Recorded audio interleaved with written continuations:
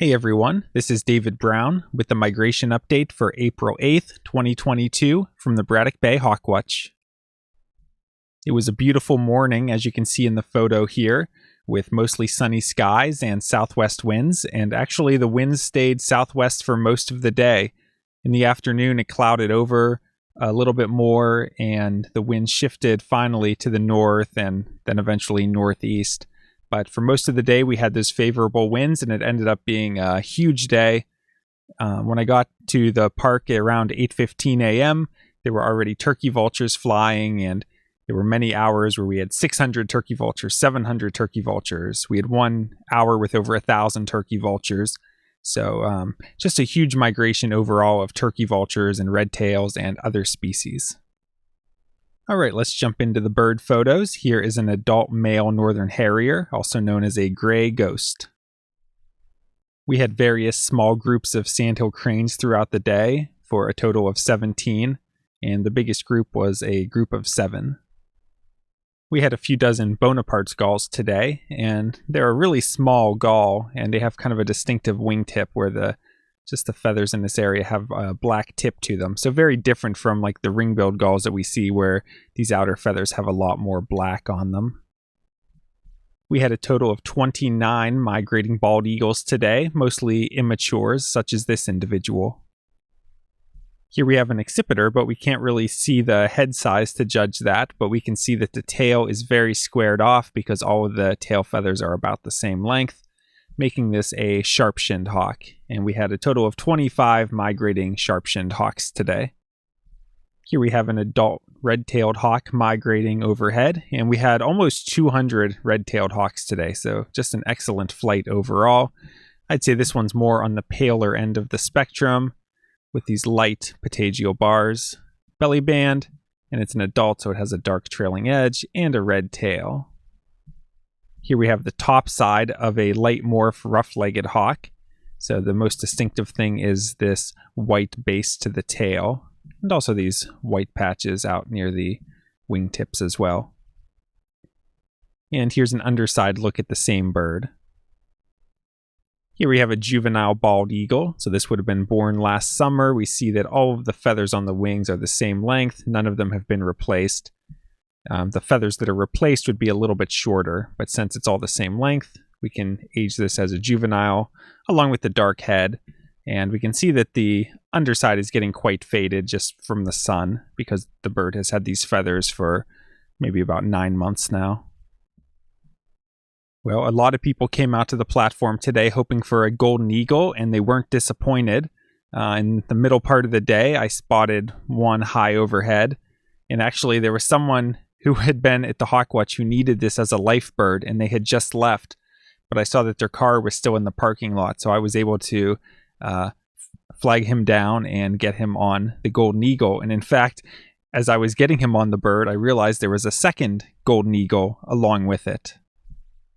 And here's a second photo, and I'm not actually sure if this was the other eagle or if they're two photos of the same bird, because they were in similar plumages. So most of the golden eagles we're going to see from here on out are immatures. So the adult golden eagles have dark wings and darker tails, but the immatures usually show white patches in the wings, although these are relatively small. Usually they're larger than this, and a white base to the tail. So we can see that this plumage overall is quite different from bald eagles, where bald eagles are just really messy with their white on the underside, whereas on golden eagles, if they have white, it's organized into patches on the wings and the base of the tail. And we can also see that golden eagles have a relatively small head compared to the tail, whereas the head on bald eagles look much larger. Not too long after getting the golden eagles, we had another bird that a lot of people were hoping to see, which is a black vulture. And it never came very close, but even in this photo, we can see the distinctive field marks that distinguish black vulture from turkey vulture. One of the most distinctive things is the tail. They have very short tails that are kind of triangular in shape with a very straight trailing edge. The other thing is where the white is located. The white is only here at the wingtips. On turkey vultures, the whole trailing edge of the wing is kind of that silvery white color. But black vultures just look super compact, short tail, white only out near the wingtips. And when they flap, they have an extremely quick flap, which is more like the speed of a Cooper's hawk. Whereas when a turkey vulture flaps, it's more like the slow flap of a bald eagle. Here we have another sharp-shinned hawk. And we can see that when they fan their tails out, sometimes they do look a little bit rounded. Sometimes these outer tail feathers might even be a little shorter than the central tail feathers. And I think that's especially true on female sharp-shinned hawks. The males are the ones that usually have those extremely squared off tails and are extremely small and obvious. Female sharp-shinned hawks are bigger and easier to confuse with Cooper's hawks. There's no actual size overlap between them, but a big female sharp-shinned hawk is just a little bit smaller than a male Cooper's hawk. So when you get those kind of tweener birds, they can be the toughest to identify, whereas the smallest male sharp-shinned hawks are obvious and the biggest female Cooper's hawks are obvious. So sometimes once you think you're getting the hang of it, you see these birds that just throw you for a loop, but that's just part of the game when you're trying to identify accipiters.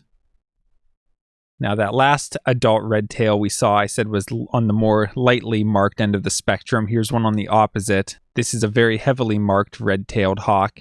We can see just these very big dark patagial bars, thick belly band, mostly dark throat, dark tip to the tail. This might even be considered the Abieticola subspecies, which is the northern subspecies. And they tend to just be more heavily marked overall. Here we have another rough-legged hawk, and this one you could consider maybe an intermediate morph. It's not the darkest of the dark morphs, but it's definitely not a light morph. It's just really all brown underneath and a lot of markings in the wings. So this looks like a juvenile just because it doesn't have much of a dark trailing edge. I think it's usually the adult males that are those really jet black beauties, as we call them. But this is a plumage we haven't really seen too much of this year, so this was a cool bird to get a good look at. Here we have two bald eagles fighting or playing. The bottom one is a juvenile. We can see all of the feathers on the wings are the same length, just a very even trailing edge. Dark head, a little bit of fading just from the sun. And then this upper bird is a bird that's 1 year older. We can see that because it still has a lot of retained juvenile feathers. So these longer ones that stick out a little bit more, those are the retained juvenile feathers, whereas the shorter ones are feathers that have already been replaced one time. We also see it's got white on the belly, which is typical of 2nd and 3rd year bald eagles. Here we have a northern harrier high overhead, and this is maybe a silhouette that many birders aren't familiar with, because a lot of times when we see harriers, they're down low and cruising over grasslands or marshes while they hunt. But high overhead, they have a really distinctive silhouette just with these kind of pointy wings, especially when they're gliding. They tuck them back. Relatively long tail. So just become familiar with the silhouette. It's pretty distinctive. So for hawk watching, when you see this, you'll be able to identify it as a harrier rather than something like a Cooper's hawk, which would also have a long tail but would have more rounded wings and don't really tuck them back in this pointy way. And let's end with a pair of northern shovelers, because these are one of my favorite ducks just because they have big bills that look funny. And if we take a look at eBird, today we had 66 species. Probably could have pulled out a couple more, but right when I got there, there were already vultures flying, so I never really got a chance to scan through the ducks very hard. But overall, a really good day. I think we had good variety and just a huge day for raptors. And if we look at the HawkCount report for the migrating raptor totals, we had 1 black vulture, 3,223 turkey vultures, 4 osprey, 29 bald eagles, 23 northern harriers, 25 sharp-shinned hawks, 14 Cooper's hawks. For buteos, we had 12 red shoulders, 193 red tails, and 3 rough-legged hawks. We had 2 golden eagles, and for falcons, we had 7 American kestrels and 1 peregrine falcon, for a grand total of 3,537 migrants today.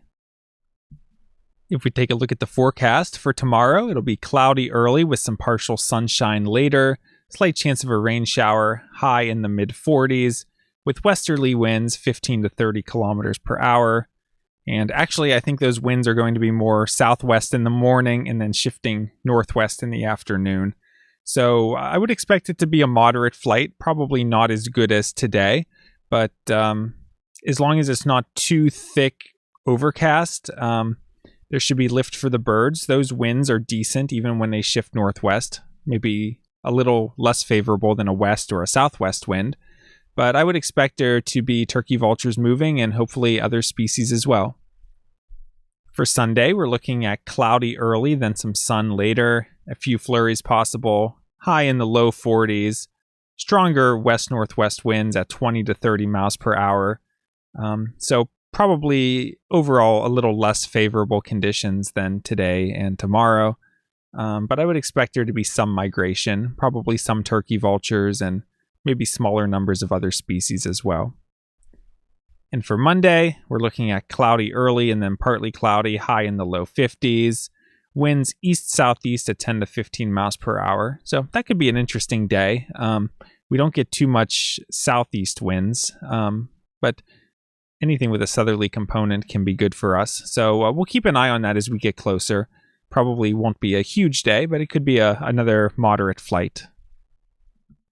All right, so today was an unexpectedly great day with 3,500 birds. So who would have expected that? I certainly didn't. I thought we might get 1,000 turkey vultures today, but sometimes that's the fun part, is when you get these days where the conditions just stay better longer than you expected and you end up with a huge flight.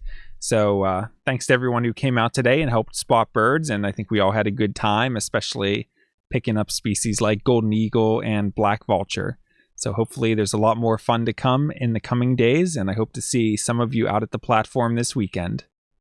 If you like this video, please hit the like button, and be sure to subscribe and hit the notifications bell so you don't miss any of these daily updates from the Braddock Bay Hawk Watch. This is David Brown. Thanks for watching.